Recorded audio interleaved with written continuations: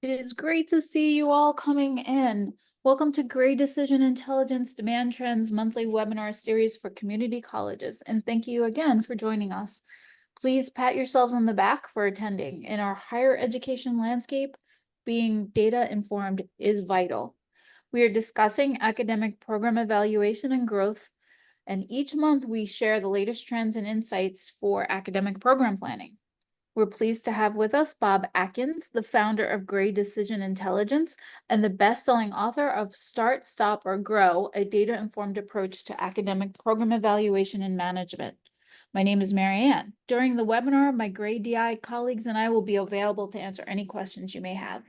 Allow me to share a few housekeeping items. If you have any questions, please place them in the Q&A section or the chat at the bottom of your screen. We'll try to get to as many as possible, and we'll certainly follow up with you. After the webinar, we will be sending you the link to the slides and the video recording. And without further ado, I will hand things off to Bob to get us started. Hi, everyone. Thanks again for joining us. I'm Bob Atkins, and I am here today to share with you trends in demand for higher education programs at the community college level. And let's get started. Here's our agenda. First question is, we're going to talk a lot about programs, and all this data comes out of a program evaluation system. So I'll share with you what that actually is. Then we'll look at student demand, leading indicators to trailing indicators. We'll talk about employment on current indicators. And then we'll walk through the program of the month, and I'll save that surprise for later. Talk to you a little bit about a couple of new things we're developing, and then I'll give you a summary. So what is a PES, or Program Evaluation System? Well, to evaluate programs, it requires data, people, process, and some predictions if you can do it. So, to start on the data side, you need to understand your markets, what do students want, what employers want, what's the competition. That drives margins to a substantial degree. There are other factors.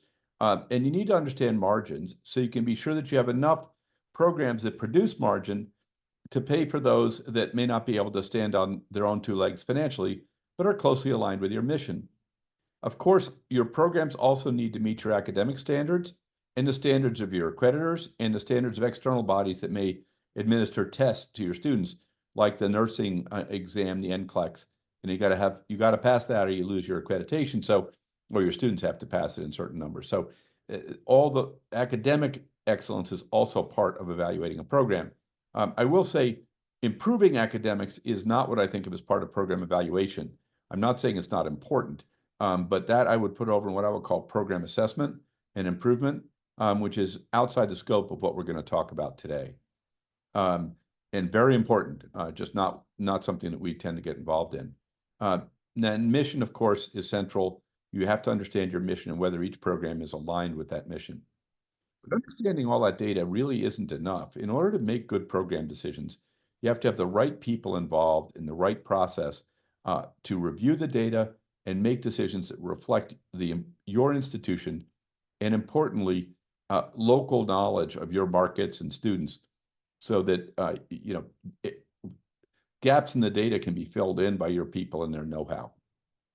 So very important to run a good process. We tend to suggest workshops so that you can bring the senior team together, academics and administrators, and have them sit down for a couple days and make these decisions in days, rather than the months or years it often takes to approve, for example, a new program. Now, there is a magic ingredient that is now possible, which is to develop reasonable predictions of the size of a program and the financials for a program very, very quickly. So we've used machine learning models to do that, and we can now predict the approximate size of a program that you don't have, and also tell you what the potential is for programs you may have that haven't necessarily grown to their full potential. So predict is a new component to the program evaluation system and process. And I'll touch on that later on in the presentation, show you what it is. So within markets, which is where we're going to focus today, there are those four key ingredients I mentioned: student demand, employment, competition, and degree fit, which is what degree level should this program be. We don't want to teach house painting at the doctorate level, and we don't want to teach neurosurgery at the associate level. So understanding what the appropriate degree level is an important component. Today, we're going to focus on data that is associated with associate's programs and undergraduate certificates, typically less than associate's degree equivalent. So let's take a look at student demand for programs like that and certificates. There are three indicators that we pay a lot of attention to, and actually a fourth that we don't talk about much with community colleges, but that may be an oversight. I'll come back to it in a second. Traditionally, people have looked at IPEDS for data on student demand and program size. That's pretty good for program size because it's not that volatile, but it's not very good when you want to understand student demand trends because IPEDS data is intrinsically out of date. The most current data is from 2022, and it reflects what students wanted when they chose their program or major or certificate, which is going to be 9 to 36 months before they complete. So we're really looking at data right now in IPEDS that's from 2020 and before. And that's starting to feel pretty long in the tooth to me. The next data set we look at is enrollment. That's very current, also very comprehensive, comes from the National Student Clearinghouse. So it's authoritative. It includes all Title IV programs. So remember, there are some things at the 2-year level that get taught outside of Title IV. Things like cosmetology may be taught in for-profit institutions that will take credit cards as an example. But it's pretty robust and complete, similar to IPEDS. Google is a whole different story. And the beauty of Google is it's somewhat forward-looking because students are going in and saying, what programs am I looking for? So it's giving you a little bit of glimpse into the students who may be coming to your college 6, 12 months from now. So we combine all those because, as I mentioned, each of them has their shortcomings. And you want to make sure you're looking at different lenses on the same information so you can feel comfortable with the conclusions you draw, or just understand that the market, the student demand is a little bit unpredictable in this space. So what is going on with student demand? Let's start with that forward-looking indicator, Google search volume. How to read this chart. 2021 is the gray line. 2022 is a medium blue line. 2023 is the dark blue. And 2024 is the light blue. So when we look at that data, what we're hoping to see is each year successively rising. This year in June, we did well. We're up 5% on Google search volumes. And you'll note that we were up 5 out of the last 6 months, actually. We're up in May, we're up in April, a little bit down in March, up in February, up in January.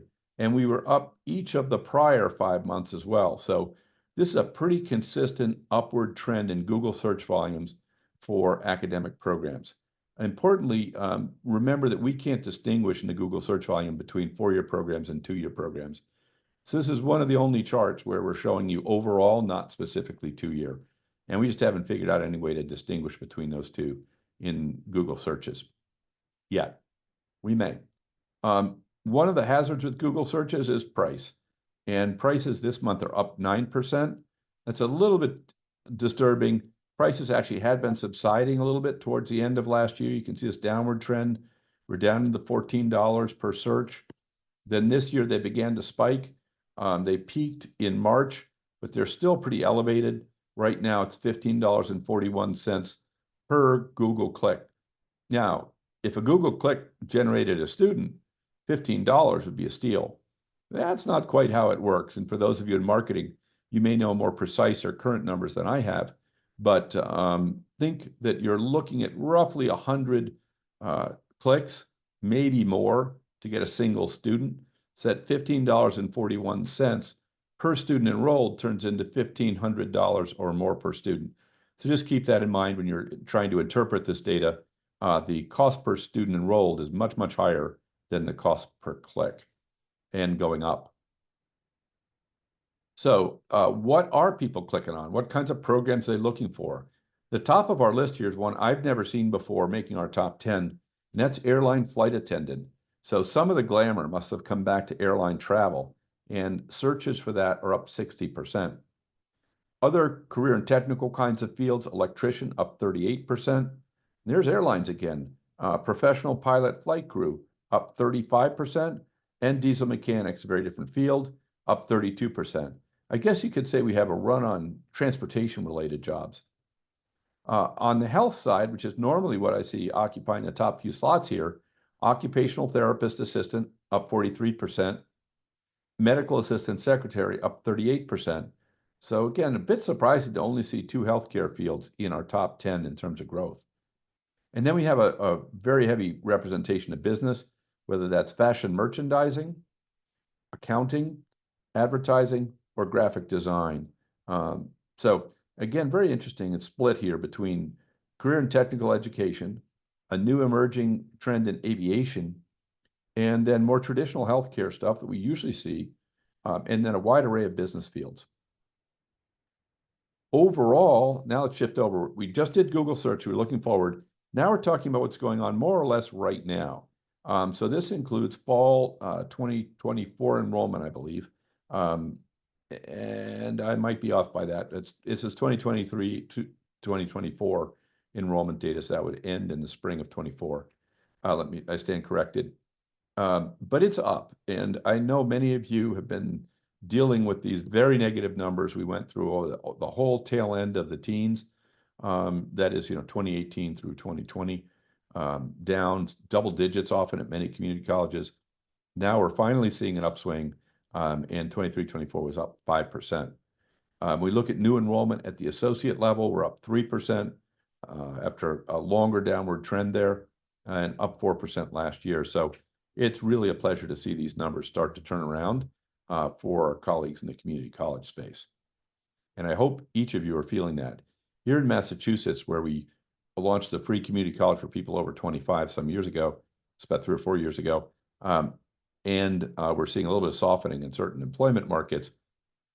Double-digit enrollment growth is now fairly normal across the system, so very encouraging, and poses, by the way, a whole new set of challenges for our clients. At the certificate level, now let's talk about what's large and then growing. And these are the 10 largest programs at the certificate level in new enrollment. So what do people want to take in 23-24, or what did they actually enroll in?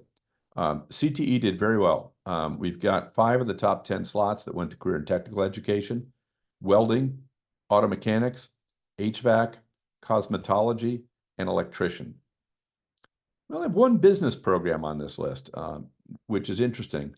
It's very large, business admin in general, but it's the only one. Then we have a slew of health-related programs, which is not surprising. I'm a little surprised there isn't regular old nursing on here, but there is some nursing. Medical clinical assistant is here. Nursing assistant makes it. LPN makes the list. EMT paramedic. Again, I'm surprised we don't see a regular ADN program up here amongst the largest programs. I would have expected that. Oh, I'm sorry, it's because it's a certificate, my bad. So now let's take a look at associates programs.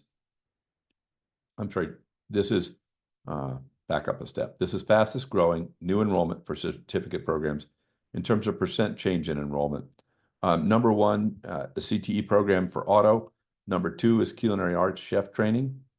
And then we have tech taking 3 slots here with cybersecurity, computer support specialist, computer systems and networking, telecom. So think network infrastructure and cyber, taking 3 of our top 10 slots. And then health took 3 as well: health services, health information records, and substance abuse addiction counseling. And we have 2 that I would characterize as other or business, marketing and business operations support, both up over 20%. Now let's turn to the associate level, and here is registered nursing. And keep in mind that these 10 programs accounted for 56% of new enrollment. Now, I'm guessing that most of you have all of these programs, but if you don't, remember that you're missing out on things that are critical if you're going to be in the largest programs in the United States. And the one that's often missing in community colleges is an engineering program, really pre-engineering, to get folks ready to transfer into those at a 4-year level. A very big program at the associates level, obviously big at the 4-year level as well. What else? Obviously, business and nursing are the top 2. Then we see computer science and psychology.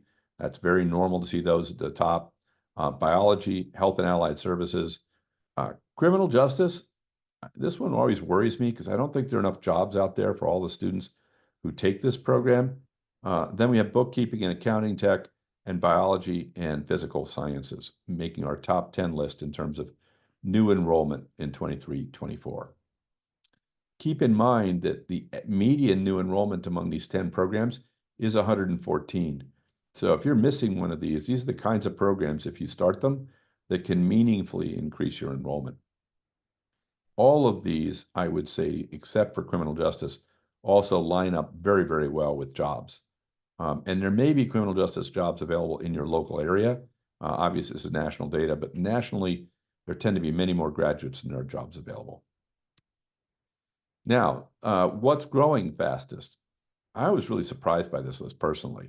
I would never have expected anthropology to be #1 in growth in associate programs. And in fact, we have 3 liberal arts programs that made our fastest growers. As I mentioned, anthropology is one, but we also have history and political science making the top 10. Then, not surprising, we have health. Very good program here, diagnostic medical sonography leads to very good jobs. Health services, allied health general, up 30%. Rad tech, up 21%. So very strong growth in 3 core healthcare programs. And then we have an assortment of other things. Visual and performing arts up 39%. And I will say that we've seen this, specific programs vary, but a substantial increase in interest in the arts. Recently, we've seen cinematography come through here a number of times. And as I say, this time we see visual and performing arts. So there is real interest in the arts out there amongst your students. Then we see cybersecurity. Keep in mind, there's also a very big program in cyber now. It used to be growing fast, but off a small base. Now it's growing fast off a very large base. Cosmetology and small business administration and management. Now, we've been talking about national numbers, and I want to make sure that everybody understands we do almost all of our work with clients at a local level. This is state level data, and it shows you why we work with local data. This is showing you the fastest growing new enrollment in Florida versus Utah. There is no overlap between these 2 lists. And really, even the characteristics of the list are quite different. You can see the very heavy emphasis. Top 2 in Florida are in healthcare, community health, and licensed practical nurse. Among the top 5, we do have 2 healthcare programs, but the top 3 are much more business and biology, computer systems networking in Utah, bookkeeping, and biology. So the reason I say this is not to make you experts in what's hot in Utah, but to make sure that when you're using data, be sure you're using local data. And when we work with clients, we pull data for the specific area they serve. So that may be a 50-mile radius around the campus, but stop at the river and the border with the next state. We can do that. All our data is kept by census tract. There are 80,000 census tracts as compared to, for example, about 40,000 zip codes. So it's a very precise geographic definition that we can draw. So you're really looking at the market you serve and what's going on in that market. And again, that's important because each and every market is different. Now, we are all talking about certificates and what should be done in less than degree programs. So there's got to be a way to keep track of that. And we thought about that and came back and said, well, we've got a couple people out there who are doing this and doing it doing certificates exclusively. And so we started keeping track of them because they have very rich portfolios of courses that you can take and certificates. And that allows us to see what people are interested in. And today in particular, I'm going to drill down on Coursera and show you what's hot at Coursera. Now, keep in mind just how big this sample is. Coursera, over its life, which is well over 10 years now, has enrolled 135 million students. Now, most of those students, as I did, I have to admit, came in, took maybe one of the classes, not a whole course, didn't finish the course. So these are not really analogous directly to your students. But if we just took the ones who complete, it would still be millions and millions of students. So it's a very big thing going on there. And for this purpose, it's also importantly, it's a very big sample to observe and see what people want. So think of it as a massive survey. Enrollment at Coursera is up in what is normally a slow month. You can see June last year was pretty low. May was not the bigger month. July is usually a very big month. And right now we're up 114% year over year in June at Coursera. So a spike in interest in taking courses. What courses? Well, and this has changed at Coursera. what we're seeing now in terms of the skills people are seeking, and each course identifies the skills taught. Data analysis is winning. Top two, data analysis and data visualization. Then you can see here towards the bottom of the list, SQL, structured query language, that's database coding language, spreadsheets, data cleansing, and deep learning. So people are very into data analysis at this point and trying to learn how to do it better. What else is going on? We would characterize a bit loosely as personal development. Pomodoro technique, I'll come back to what that is, meta learning, learning to learn, and test preparation. So in case the Pomodoro technique is not actually how to make tomato sauce. The Pomodoro technique refers to time management approach that measures tasks in 25-minute increments. You work for 25 minutes, you stop, take a rest for 5 minutes, set your timer again, and assign yourself another specific task and work on it for 25 minutes. So that's what Pomodoro is. It is not a cooking class. Now let's take a look at employment and see what's going on in the job market. First things first, oftentimes when people are analyzing programs and thinking about jobs, they're dealing with very, very incorrect information. And it's not their fault. The National Center for Education Statistics years ago decided that it would try and say what programs align with which jobs. And they started with the premise that we should only show jobs for which people are directly prepared by their program. So as an example, people who study nursing should become nurses is the underlying premise. People who study broadcasting should become broadcasters and so forth. And when they did that, they decided that communications programs lead to jobs in 10 fields. And that would be great if it were true, but it's not. When we analyzed over 60,000 graduates in a database that we keep to see what their undergraduate major was and what jobs they have, we found that people in the associative communication programs went into 762 different occupations. So when I'm doing work in consulting on markets, I know that the answer is not going to be precise. You're not going to get down to 1% accuracy. The market data is never clean enough for that. But usually I expect it to be more accurate than wrong by a ratio of 100 to 1. In this case, we're looking at a ratio that's just a little under 100 to 1, that there are 100 more graduates per job than NCS would tell you. 100 more jobs per graduate than NCS would tell you. So these direct prep analytics are extremely incorrect and very, very common. So when you're looking at your labor market data, check and see what the crosswalk is. And if you see that's a crosswalk from academic programs to jobs, and if you see a common program, let's take psychology, and it only points to 5 to 10 occupations, your database is wrong. And it's not wrong by a little bit. So very important. It's again, very common, completely understandable class of error. It's taken us literally years to figure out a better way to do it. But there are better ways to do it that are fact-based. And if you go back to NCES, what you'll find is on the website, it says, this crosswalk is not based on empirical data. I was just taken aback when I read that. They are working on creating an empirical crosswalk, but we've already gone ahead and done that using data from the American Community Survey, as well as a record of there's 70 million people in our database. And we look at and we have what their undergraduate major was, any other degrees they have, associates through doctoral, and then we can see what jobs they've had over the course of their career and how much money they make. So that combination of information allows us to accurately estimate what people really do with a degree. And I was surprised here. If you look at this list, there's actually no overlap between the things that NCS says people do and what people really do in the top 10. So, not a great way of analyzing labor markets if you are sticking with a traditional direct prep crosswalk.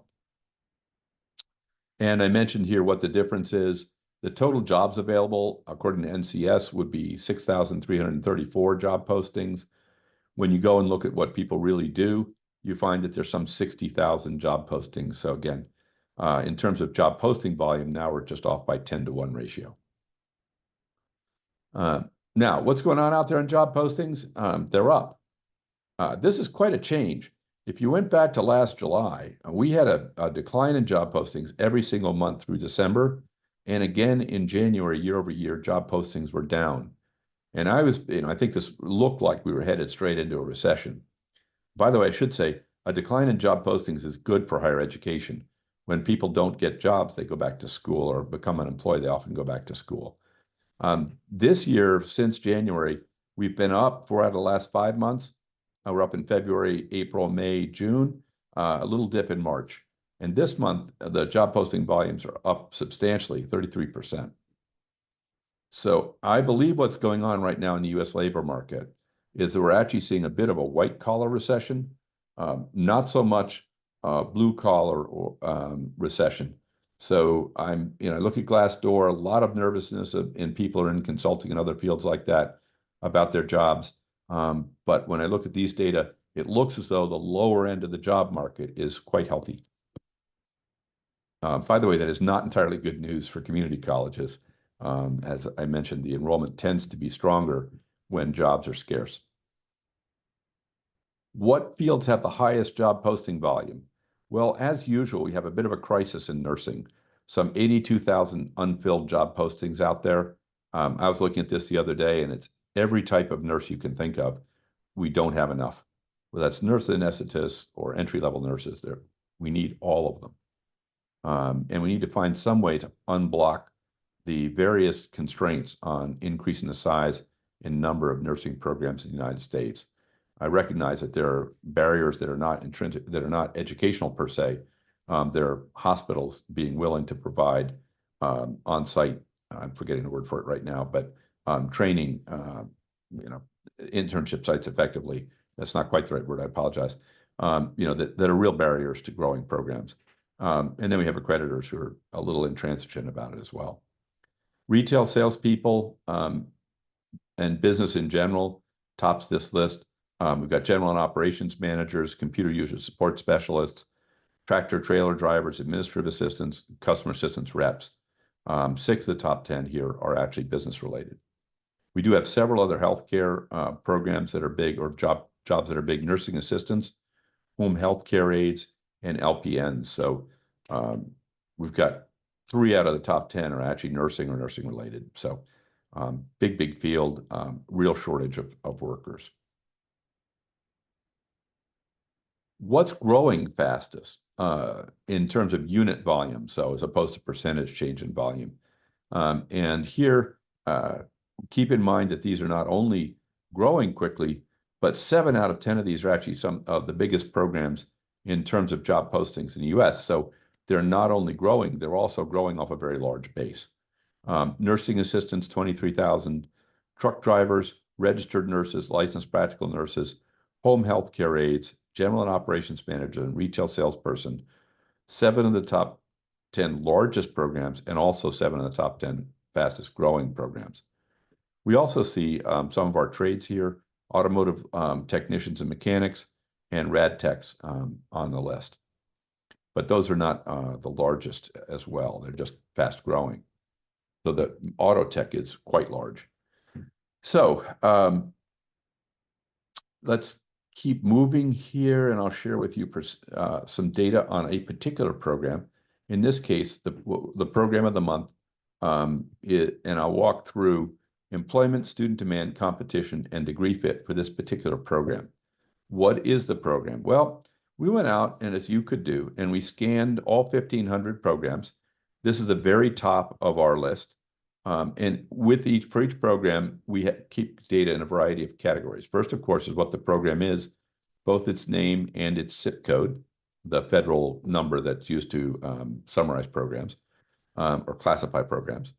We have an overall score, which, as you might imagine, means we've scored a whole bunch of other stuff and added it up.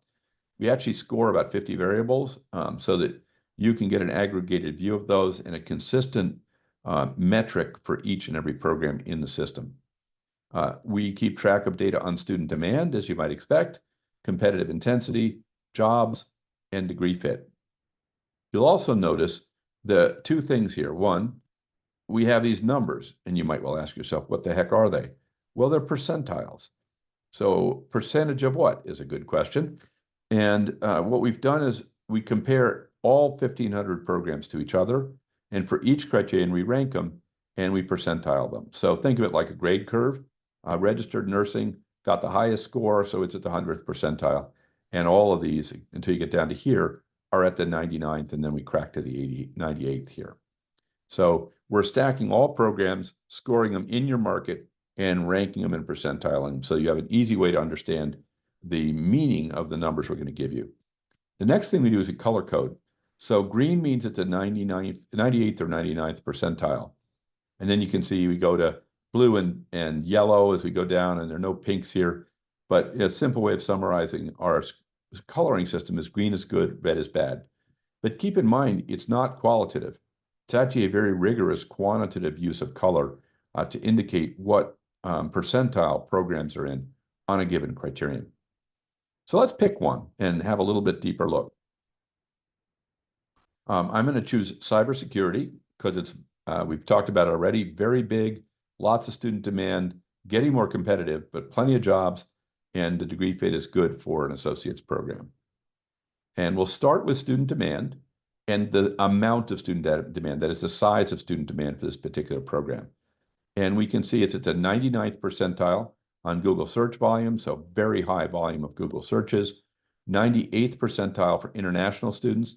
And that's the one student demand indicator I didn't show you at the beginning, but we do keep track of international student demand, that is page views, by country and city of the student for students interested in programs in the United States. It'll be a very important market for many schools and many community colleges. And this way you can pick what program you market into which specific city internationally. And by the way, those Google clicks are a heck of a lot less expensive than the ones in the US. We're talking pennies rather than $15. New student enrollment volume, also very large here, 98th percentile. Online completions, so this is actually a big online program. And of course, not all large programs have a large online component, but this one is the 99th percentile. And finally, on ground is also large, but a little bit less, 97th percentile.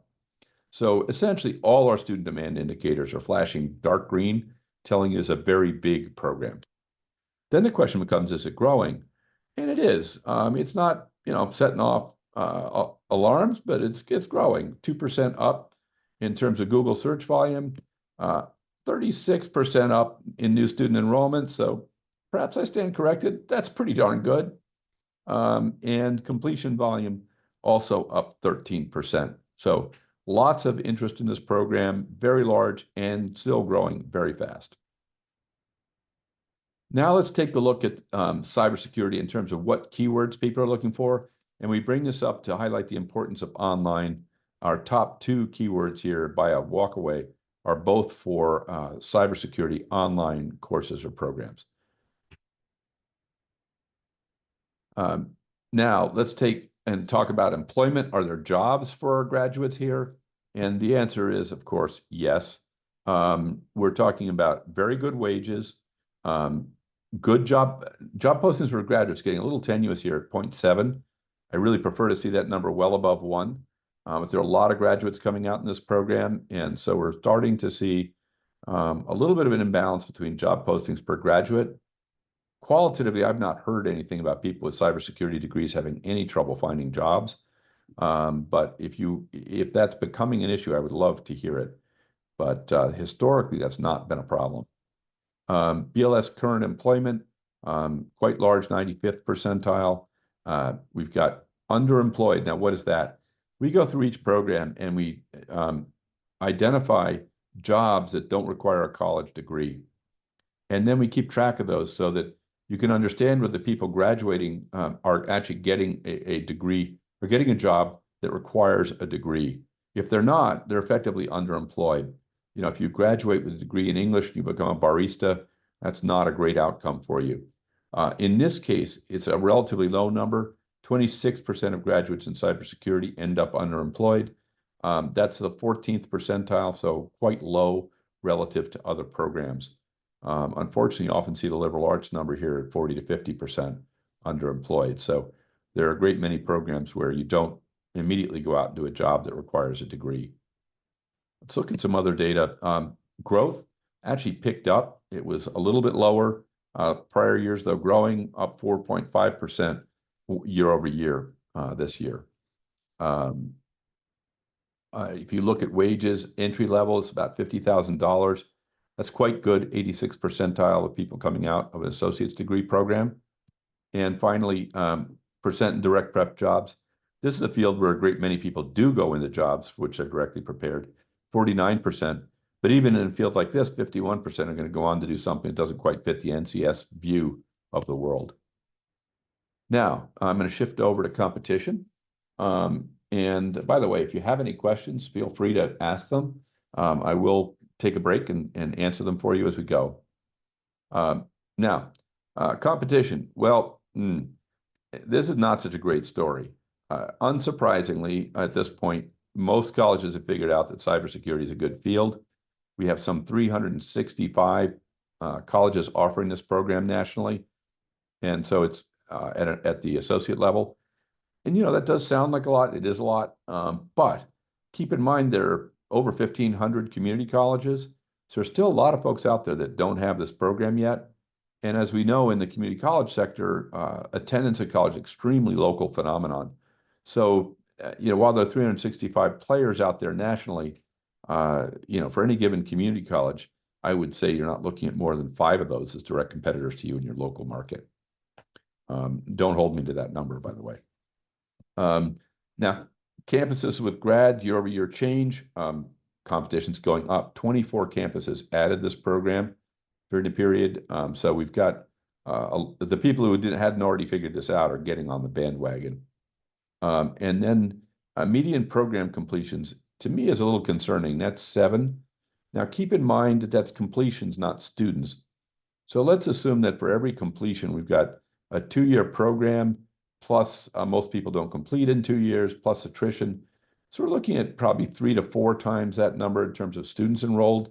So we'd be up in you know, 30 students or so range for this program, but not as big as I would have expected, frankly. It is, however, at the 74th percentile, so that's not a small number. It's above average. Year-over-year median program completions, there's been no change. That's neither good nor bad. I keep an eye on that because when you start to see that number go down, it means that the market's getting saturated and the folks who offer the program aren't able to fill their classes anymore. The existing players are shrinking. And then finally, we look at national online percentage of institutions. 24% of institutions are online. And I'm going to go down here. Actually, this number concerns me. Not concerns me, I want to point out 36% of completions for this program are online. And that's one of the reasons you see the cost per click so high, because you have national players with deep pockets competing for clicks for students who want to take cybersecurity programs. Now, who are the online players? There are some very big players in this space. University of Phoenix, we've got Purdue Global, Penn State, and then we do see some smaller players. My Computer Career Columbus, Anne Arundel Community College, Tarrant College District, St. Petersburg. There's Penn State worldwide, so a big player. Trident Technical College, Collin County, and Coastline. So it's very interesting. I mean, yes, there are some big players here, but it's also true that some relatively small players have been able to establish a material position in this. So if you're not in it, you still can get in it. If you're in it and you want to be larger, there is a reason to believe that a well-run community college program can become substantial in this space online. Now, let's talk about degree fit. What we see, educational attainment over here, we've got 9% at the associate's level, and then a very high 69% at the bachelor's or master's level. So generally speaking, this is going to require a higher level degree. But there are a lot of people actually in the workforce who are at lower degrees, including no college and some college. We've got 29% of the workforce who's at associate's level or below. I also think there's a real opportunity for many of you, if you can do higher level programs, and not all of you can, to take those associate's graduates that have been out in the workforce and they need a bachelor's degree to move up. And if you have that opportunity, I think that can be a very attractive program to have them come back, probably nights and weekends, get a bachelor's degree, and be able to move up within the cybersecurity organization. Now, demographics matter here because if you think about programs that you offer, especially new programs, one of the things that you want to check is that you're going to bring in the kinds of students and achieve the overall mix on campus that you choose to have that's representative of your community. Now, there are some things that are going on in the world that may give you a counterintuitive answer to what some of those questions are. So let's look at all programs in market. So this is essentially what's the average of college enrollment across all programs in the United States. And one number that concerns me, and okay, I am biased because I'm a guy, but 61% male, 39% female, not a surprise to any of you, but that is a very striking number. That means there are 50% more women in college than there are men. And I just don't think that's sustainable for us as a country to have that large a population of men without a college degree. I think we're going to have all sorts of negative consequences in terms of earning power and frankly, discontent as those folks are unable to advance in their careers. So what do we do to attract them back on campus is a potential question. Your campus may differ, but in this case, this particular program does appeal to guys. It skews 79% male, 21% female. So if you're on a campus that's heavily female and you wanted to bring it more in balance, you can look at this sort of data and say, okay, this is a program I could offer that would bring in an underrepresented group on my campus. Interestingly, too, this particular program overrepresents Black students as well. So if you are trying to increase the Black student population on your campus, this is a good program. 13% of students nationwide are Black, but 17% of students in this particular program are Black. Interestingly, for some reason, it doesn't appeal as much to Hispanics. You can see 15% Hispanic versus 28% of all students. One of the reasons is a heavy representation of Hispanic females, by the way, in college. So that may be part of the answer here, but for whatever reason, it doesn't appeal as much to Hispanic students. And then finally, you can see white students somewhat overrepresented, 48 to 42. So just an example, and I don't mean to draw any value judgments. I hope I haven't offended anybody. I always am concerned when I talk about anything to do with race that I may have said something that inappropriate. If I did, I truly didn't mean it. And would be, if you have questions about that, contact me directly. I'd be glad to discuss it with you so that I don't make the same mistake twice. But fundamentally here, this could be a different chart if we were doing nursing and you were short of female graduates. It skews 90% female and has a heavy minority representation as well. So each program's different. And when you're thinking about future programs, think about what you want your campus to look like in the future and make sure and make that a criterion when you're selecting programs. We pull all of that together on a single page, which is a bit daunting, but it allows you when you're making a decision to see everything in one place. So that's why we do it. And when you get good at this, when you've done 5 or 10 of them, it takes about an hour. You get very quick to be able to see, all right, employment's good, student demand is great, got a bit of an issue on competitive intensity because it's yellow, and degree fit is pretty strong. Now you notice one thing up here I didn't talk about, but we also can tell you how this program compares to others in terms of cost to deliver, specifically average cost per student credit hour for every student taught. And interestingly, this one's a little below average. I wouldn't have expected that given that cybersecurity professionals are expensive, but they run full, I guess. And so there are a lot of students per class. So that's a scorecard. Again, the colors are a huge help in focusing your attention on things that are both good and weak. Now, I want to switch gears a little bit and talk about what I think is the biggest growth opportunity around, and also a structural issue with the data. The data is organized by zip code. And for practical purposes, there isn't really a zip code for modern AI. There is a zip code for AI, but it tends to be more about the science of AI rather than the application of AI.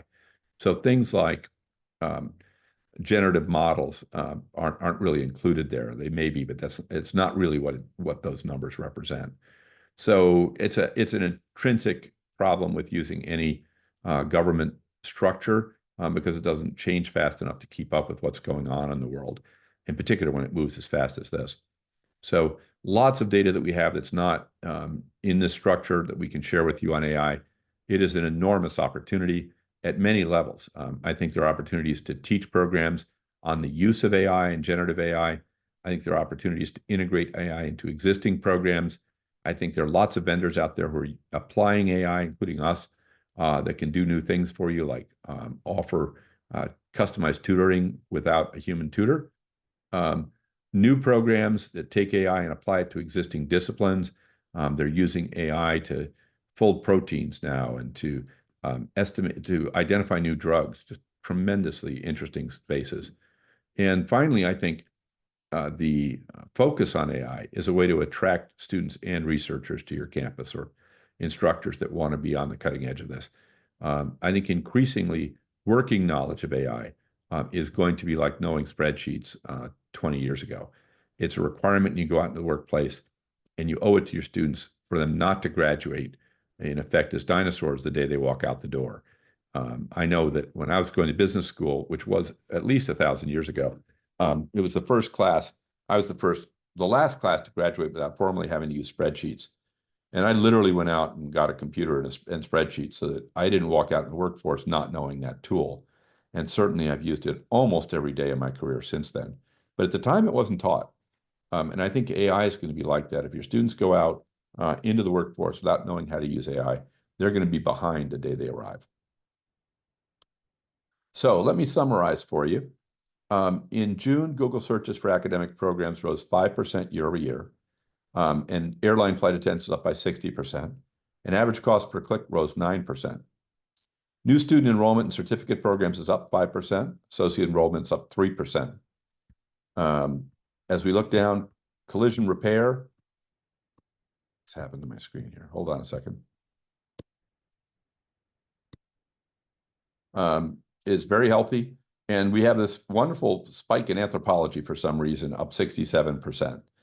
Now, I mentioned that, I won't belabor this, but most traditional labor markets rely on direct prep crosswalks. So when you're doing your work, check what kind of crosswalk you've got. How are academic programs tracked over to the jobs for graduates? And cybersecurity remains strong. I think it is a little bit true that we got to begin to keep an eye on employment opportunities and make sure there actually are enough jobs for your graduates. I don't think this is really an issue, but the numbers are suggesting it might become an issue in the relatively near term. So that's today's presentation.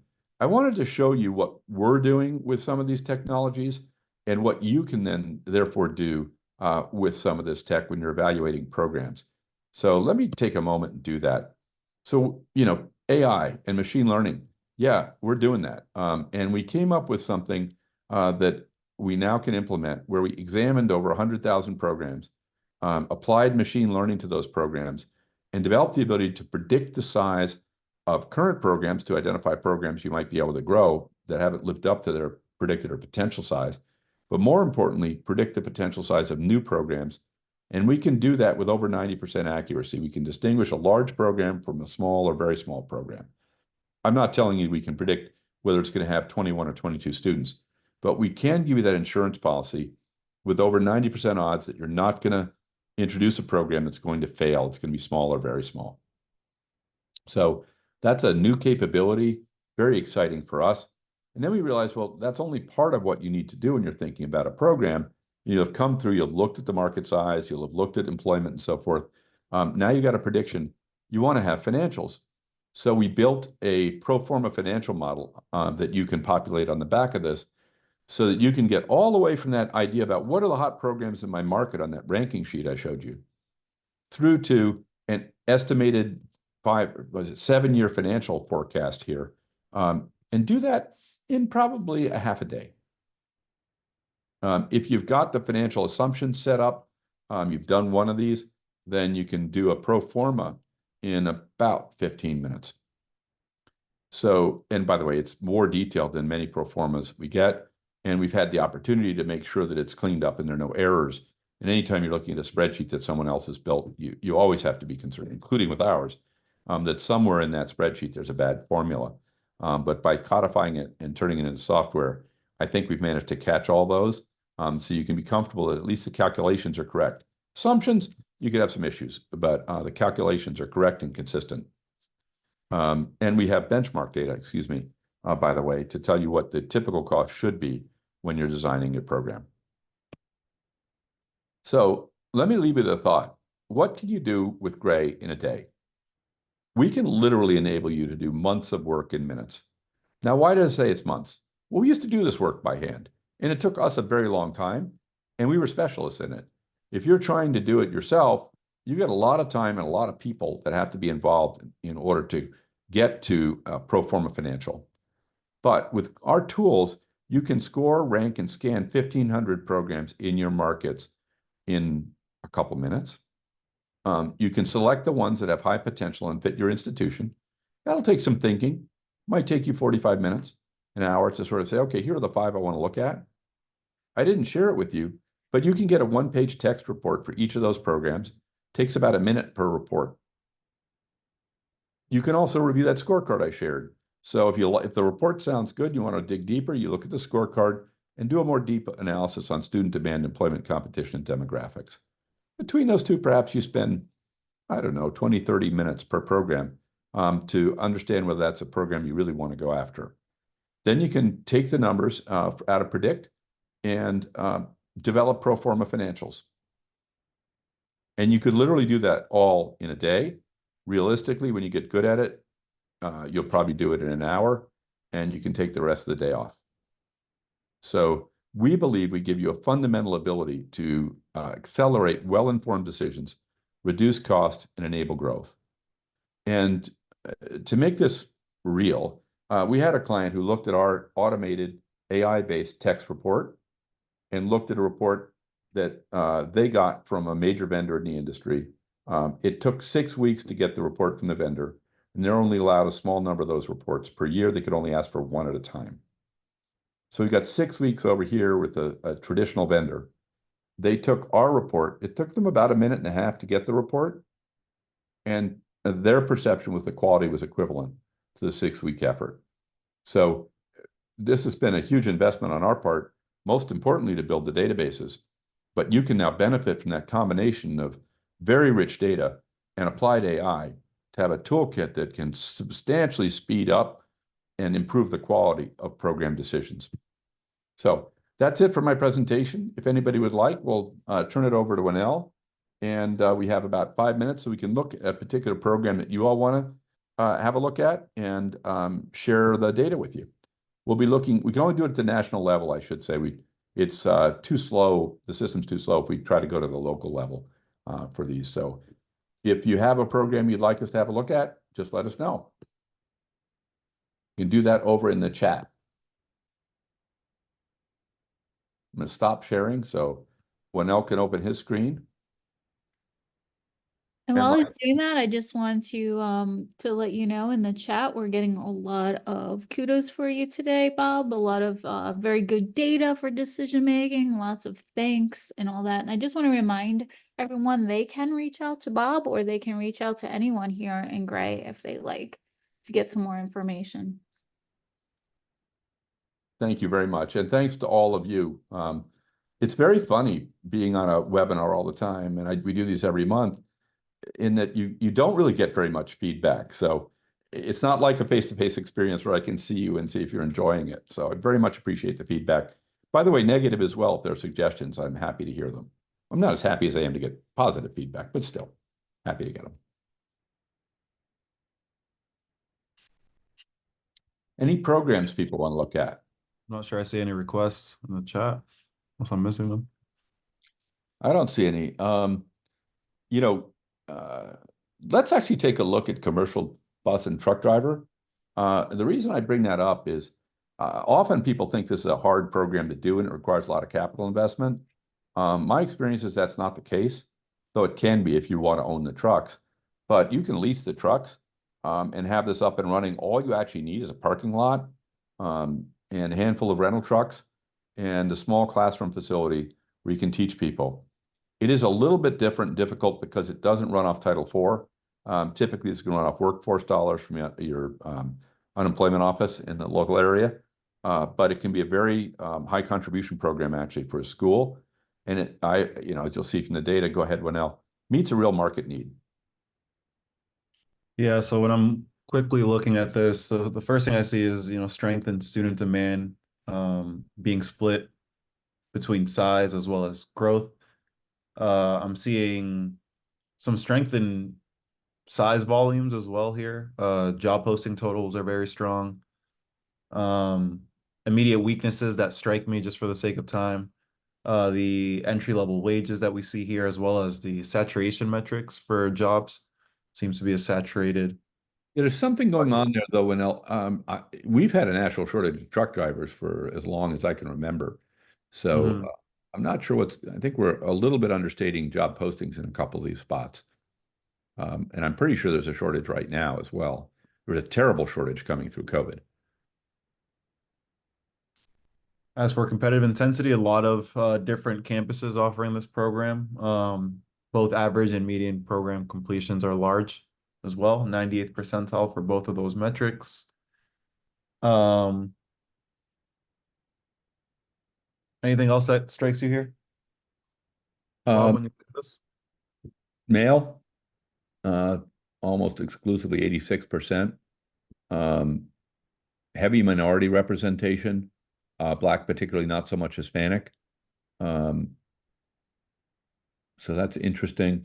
And then, of course, not almost all no college or certificate, but you do need to at least get that certificate in order to get your CDL license. So it's not it does require training, if not a degree or a more formal academic certificate.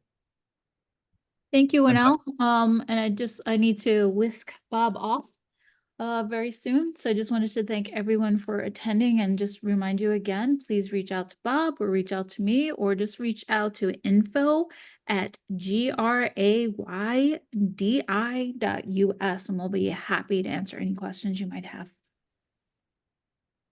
Thanks, everybody. We'll see you again next month.